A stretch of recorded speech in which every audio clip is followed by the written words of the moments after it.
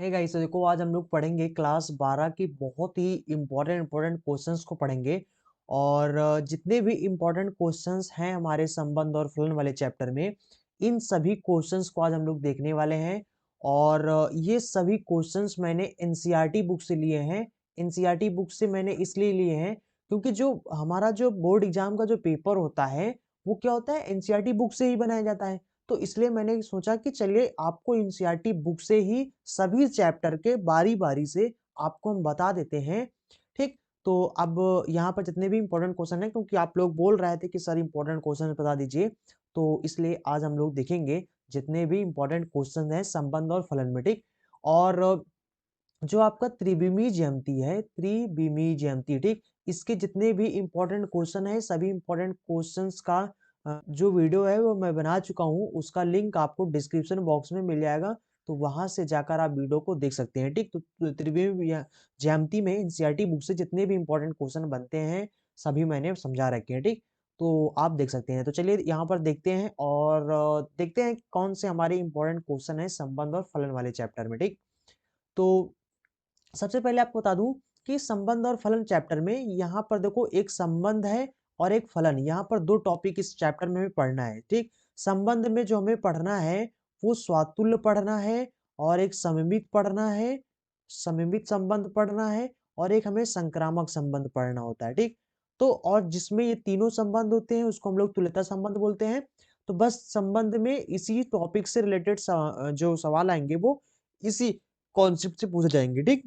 उसके बाद फलन चैप्टर के अंदर यहाँ पर जो क्वेश्चन आएंगे वो एक तो आप याद रखो एकाकी, याद रखो कि एकाकी क्या होता है। दूसरा आप अच्छादक याद रखो कि अच्छादक क्या होता है। ठीक? मतलब इसके सवाल कैसे लगाते हैं और कैसे सिद्ध करते हैं, बस इतना याद रखो, बस आपका काम हो जाएगा। ठीक? अगर आपको अंतःक्षेपी वगैरह या कुछ और भी जो होते हैं वो अगर आपको नहीं पते हैं तो भी, क्योंकि ज्यादातर क्वेश्चन एकाकी और आच्छादक से ही बनते हैं। ठीक? और तो आप यहाँ पर इन क्वेश्चंस को मतलब इसको तैयार रखना। जितना ये आपको हम बता दिए इतना तो कॉन्सेप्ट आप पक्का ही तैयार रखो। इतना तो आपको पता ही होना चाहिए कि ये होता क्या है। ठीक? इसके अलावा भी और भी फलन के और भी प्रकार होते हैं। संबंध में तो आपको बस इतना ही याद रखना है, स्वातुल्य, सम्मित, संक्रामक और तुल्यता संबंध। ठीक? और फलन में आपके और भी होते हैं, जैसे अंताक्षेपी होता है। ठीक? अंताक्षेपी होता है। एक होता है आपका बहुएक होता है, फिर बहुएक अंताक्षेपी होता है ना, फिर इसी तरीके से होते हैं। तो उन सबको अगर मान लो आपको नहीं आ रहा है और लेकिन आपको एकाकी और अछूता आ रहा है तो भी आपका काम चल जाएगा। ठीक? तो ये चीज आपको यहाँ पर फलन में ये दोनों चीजें तो पक्का आपको पता होना चाहिए। ठीक? चलो फिर यहाँ पर क्वेश्चन देखते हैं और देखते हैं कौन कौन से क्वेश्चंस हैं जो हम लोग यहाँ पर पढ़ने वाले हैं। ठीक? देखो पहला जो क्वेश्चन है हमारा वो है, निर्धारित कीजिए कि क्या जो निम्नलिखित संबंध में से प्रत्येक स्वातुल, सम्मित और संक्रामक संबंध है। तो यहाँ पर ये हमारा समुच्चय दिया गया है, और इस समुच्चय में संबंध जो आ रहा है वो इस प्रकार परिभाषित है कि आर बराबर में यक्स वाई, ये इसके अवयव लिखे गए हैं। सच दैट, ये जो यहाँ पर दो डॉट लगे होते हैं जिसको, है ना, ये वैसे तो इसको हम लोग क्या बोलते हैं इस चैप्टर के अंदर, सच दैट हिंदी में बोलते हैं, इस प्रकार है। ठीक? तो यहाँ पर जो यक्स वाई है वो इस प्रकार है कि 3x माइनस में y बराबर में 0 है। ठीक? इस प्रकार से इसको हम लोग इस संबंध को पढ़ते हैं। ठीक? अब इसके बाद ये हमारा पहला सवाल हो गया। उसके बाद दूसरा क्वेश्चन है कि सिद्ध कीजिए कि वास्तविक संख्याओं की जो समुच्चय R में R बराबर ए बी इस प्रकार परिभाषित है, V square is greater than A is, V square is greater than and is equal to A द्वारा परिभाषित संबंध आर ना तो स्वातुल्य है, ना सम्मित है, और ना ही संक्रामक संबंध है। ठीक? उसके बाद तीसरा क्वेश्चन है कि जांच कीजिए कि क्या समुच्चय, यहाँ पर ये जो समुच्चय दिया गया है इसमें जो आर है, हमारा जो आर बराबर रिलेशन है वो क्या है, ए से बी में इस प्रकार परिभाषित है कि बी बराबर ए प्लस ए है, द्वारा परिभाषित संबंध आर स्वातुल्य, सम्मित और संक्रामक है। अगला क्वेश्चन है हमारा, जांच कीजिए कि क्या आर में आर बराबर इस प्रकार से रिलेशन हमारा लिखा गया है, इसके द्वारा परिभाषित संबंध स्वातुल्य, सम्मित और संक्रामक है। तो इसमें आपको जांच करना है। उसके बाद अगला क्वेश्चन है हमारा, सिद्ध कीजिए कि ये जो समुच्चय दिया गया है इसमें जो हमारा ये संबंध है ये सम है द्वारा प्रदत्त संबंध आर एक तुल्यता संबंध है। प्रमाणित कीजिए कि क्या ये जो संबंध दिया गया है, यानी जो सेट दिया गया है, इसके सभी अवयव एक दूसरे से संबंधित हैं और समुच्चय यहाँ पर ये जो सेट दिया गया है, इसके सभी अवयव एक दूसरे से संबंधित हैं, परंतु ये जो समुच्चय है, इसका कोई भी अवयव इस समुच्चय के किसी अवयव से संबंधित नहीं। ये आपका पूरा टोटल क्वेश्चन है, ठीक। चलो इसको हम लोग अब मिटा देते हैं पहले यहाँ पर, और जस्ट 1 सेकेंड। उसके बाद यहाँ पर उसके बाद यहाँ पर 9 नंबर मतलब अगला क्वेश्चन लिखा गया है कि सिद्ध कीजिए कि जो समुच्चय है वो a बराबर इतना दिया गया है, इसमें दिए गए निम्नलिखित संबंधों r में से प्रत्येक एक तुल्यता संबंध है। तो यहाँ पर ये आपको क्वेश्चन यहाँ पर देख लेना है। ये क्वेश्चन हमारा इस प्रकार से लिखा हुआ है, ठीक।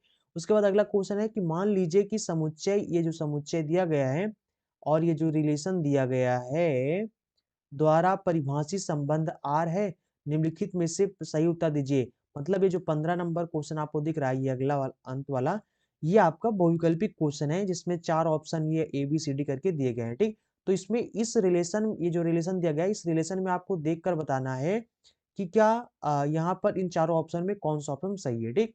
तो इसको पहले हम लोग एक बार क्लियर कर लेते हैं, क्वेश्चन देखते हैं। तो यहाँ पर जो हमारा अगला क्वेश्चन है वो यहाँ पर लिखा है कि मान लीजिए कि जो समुच्चय n में इस प्रकार से जो रिलेशन है द्वारा प्रदत्त है, और ये भी आपका बहुविकल्पी क्वेश्चन है। तो बहुत अच्छा क्वेश्चन है। बहुविकल्पी के 2 क्वेश्चंस मैंने ऐड कर रखे हैं जो बहुत ही इंपॉर्टेंट क्वेश्चन है, ठीक।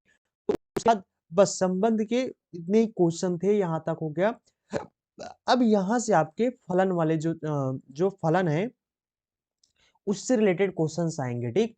तो यहाँ पर फलन से सबसे पहला हमारा ये है, जो परिभाषित फलन है आर से आर में एकाकी आच्छादक है, जहाँ पर आर सभी ऋणात्तर वास्तविक संख्याओं का समुच्चय है। यदि प्रांत आर को एन से बदल दिया जाए जबकि सह प्रांत पूर्वत आर ही रहे तो भी क्या ये परिणाम सत्य होगा। उसके बाद अगला क्वेश्चन है, निम्नलिखित फलनों में से फलनों की एकाकी तथा आच्छादी गुणों की जांच कीजिए, ठीक। ये हमारे फलन नीचे दिए गए हैं, ठीक। उसके बाद अगला क्वेश्चन यहाँ पर लिखा है, सिद्ध कीजिए कि f सच दैट r से r में है और fx बराबर जो फलन दिया गया है वो इस प्रकार से दिया गया है, द्वारा प्रदत्त चिन्ह ना तो एकाकी है और ना ही आच्छादक है। इस चीज को हमें सिद्ध करना है, ठीक। उसके बाद अगला क्वेश्चन हमारा है, ये फलन दिया गया है और इस क्वेश्चन को आप पढ़ सकते हैं। यदि n विषम है और एक यदि n सम है, तो इसके द्वारा परिभाषित एक फलन हमारा यहाँ पर ये है। बतलाइए कि क्या फलन f एकाकी या आच्छादी है, अपने उत्तर की औचित्य भी बतलाइए। उसके बाद 10 नंबर क्वेश्चन है, मान लीजिए कि यहाँ पर ये इस प्रकार से हमारे क्वेश्चन है और इसके द्वारा परिभाषित जो फलन है हमारा, इस पर विचार कीजिए, क्या f एकाकी तथा आच्छादक है, अपने उत्तर का औचित्य भी बतलाइए, ठीक। उसके बाद अगला क्वेश्चन हमारा यहाँ पर है, मान लीजिए कि यहाँ पर ये जो हमारा आखिरी वाला क्वेश्चन है ये आपका बहुविकल्पी क्वेश्चन है, ठीक। तो आई थिंक आप समझ गए होंगे, तो इसको हम लोग मिटा देते हैं। यहाँ पर ये जो गूंचा पूंचा इतना हो गया। अब आप इसका स्क्रीनशॉट ले सकते हैं, ठीक। तो चलिए अब हम लोग यहाँ पर अगला क्वेश्चन देखते हैं। तो ये आपके क्वेश्चन हो गए। उसके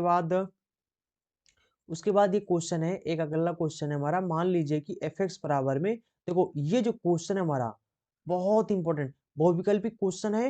very very very very most important question है। आप खुद बार बार इस क्वेश्चन को, मतलब कि ये क्वेश्चन ऐसा है जो बार बार रिपीट होता है, ठीक। तो रिपीटेड क्वेश्चन है जो रिपीटेड बार बार हर साल यानी रिपीट होता है। तो ये क्वेश्चन पूरा पूरा उठाकर ही दे देते हैं, ठीक, बहुविकल्पी में। और कभी कभार क्या होता है, एक नंबर में ये क्वेश्चन बन जाता है, ठीक। तो ज्यादातर बहुविकल्पी में ही आता है और कभी कभार एक नंबर में भी आ जाता है। तो बहुविकल्पी में आया, एक नंबर में आया ना, एक नंबर का मतलब क्वेश्चन दे देते हैं, ठीक। किसको सिद्ध करके दिखाओ कि ये एकाकी है या आच्छादक है, ठीक, इस प्रकार से पूछ लेते हैं। तो ये क्वेश्चन इंपॉर्टेंट, इसको देख लेना। उसके बाद यहाँ पर मतलब सबसे ज्यादा इंपॉर्टेंट है, ठीक। तो ये बता रहे हैं, बाकी इंपॉर्टेंट तो सभी हैं। उसके बाद यहाँ पर अगला क्वेश्चन ये हमारा है, और उसके बाद यहाँ पर लिखा है कि दो फलनों एक ये है, एक ये है। उदाहरण दीजिए जो इस प्रकार से गौफ आच्छादक है, किंतु एफ आच्छादक नहीं है, ठीक? उसके बाद अगला क्वेश्चन हमारा है आखिरी नंबर क्वेश्चन, ये आपका ये वाला है ना, जो 16 लिख रहा है, और ये आखिरी आखिरी के 2 क्वेश्चन ये क्या है आपके ऑब्जेक्टिव क्वेश्चन यानी बहुविकल्पी प्रश्न है, ठीक? तो ऑब्जेक्टिव जितने भी हैं इनको जरूर सॉल्व करना है, क्योंकि ये बहुत ही इंपॉर्टेंट क्वेश्चंस हैं जो मैंने आपको समझाए हैं, बताए हैं, ठीक? तो बस इतने ही क्वेश्चन हैं। आई थिंक आप समझ गए होंगे। तो अब आप लोग यहाँ पर, क्योंकि आप लोगों के पास समय नहीं बचा है, तो जितने भी इम्पोर्टेंट क्वेश्चंस हैं उनको सॉल्व करिए, और जो आपका अनसॉल्व पेपर है उसको सॉल्व करिए, क्योंकि जो प्रीवियस ईयर क्वेश्चंस होते हैं वो हमें अनसॉल्व पेपर से ही मिलते हैं। और जितने भी सैंपल पेपर होते हैं उनको सॉल्व करिए, मॉडल क्वेश्चंस मिलते हैं उनको सॉल्व करिए, और इसके अलावा जो न्यूज पेपर होता है उसमें भी मॉडल पेपर, जो सैंपल पेपर होते हैं उसमें भी छाप देते हैं, कभी-कभार छाप देते हैं, तो उसको भी आप वहाँ से भी चेक कर सकते हैं। मॉडल पेपर वगैरह है ना, जो सैंपल पेपर आएँगे, क्योंकि उसको एक्सपर्ट लोग बताते हैं, काफ़ी एक्सपर्ट लोग जो होते हैं ना उसको बताते हैं। बाकी आपको ये बता सकते हैं कि जो सैंपल पेपर होता है वो वही लोग बनाते हैं, ठीक? उसके बाद अगर ये सब आप भी कुछ नहीं करना चाहते हैं, तो अगर आपको कुछ भी नहीं करना है, तो सीधा अनसॉल्व पेपर खरीद लीजिए। उस अनसॉल्व पेपर से आप सॉल्व करिए, ठीक? अगर आपको सैंपल पेपर, मॉडल पेपर नहीं मिल रहे हैं, और अगर आप नहीं पा रहे हैं, मतलब आपको आप सोचते हैं कि हम ये सब कहाँ ढूँढे, क्या करें, ठीक? फालतू का समय कौन बर्बाद करे? तो अगर आप ऐसा सोचते हैं, तो बिल्कुल आप समय बर्बाद मत करिए, अपना पढ़ाई करिए, अपना प्रैक्टिस करिए, ठीक? तो उसको अनसॉल्व पेपर खरीद लीजिए, अनसॉल्व पेपर से आप प्रैक्टिस करिए। It's enough for your board exam. Unsolved paper जरूर सॉल्व करिए, और ज्यादा मान अगर कोशिश करो तो बहुत ज्यादा जितने भी सेट हो सके उतना, अगर ज्यादा से ज्यादा 5 साल का तो जरूर ही तैयार रखो, ठीक? अगर कोशिश कर सको तो 10 साल का अगर तैयार कर सको तो 10 ईयर का जितने भी प्रीवियस ईयर क्वेश्चंस होते हैं उनको जरूर तैयार कर लो।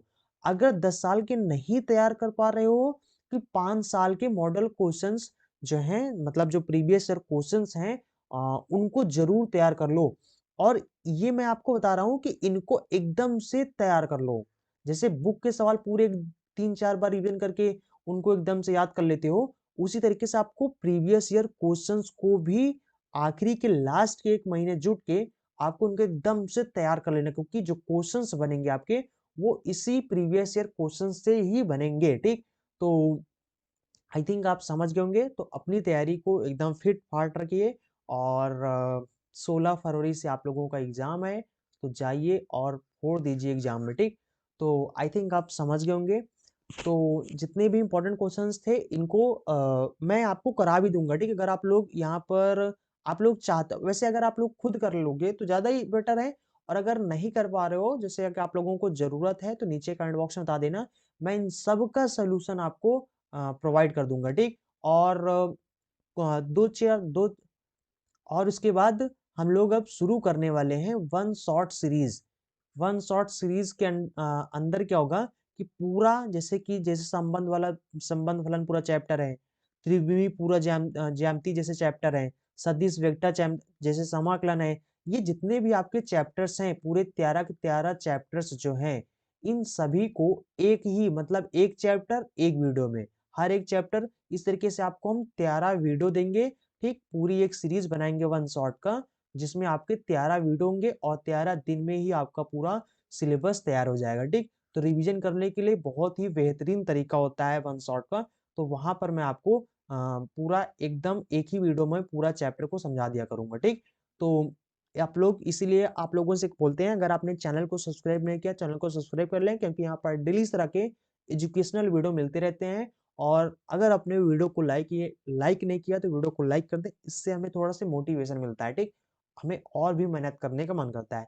तो आई थिंक आप समझ गए होंगे। सो चलते हैं, मिलेंगे अगले वीडियो में। So thanks for watching and see you again in next video.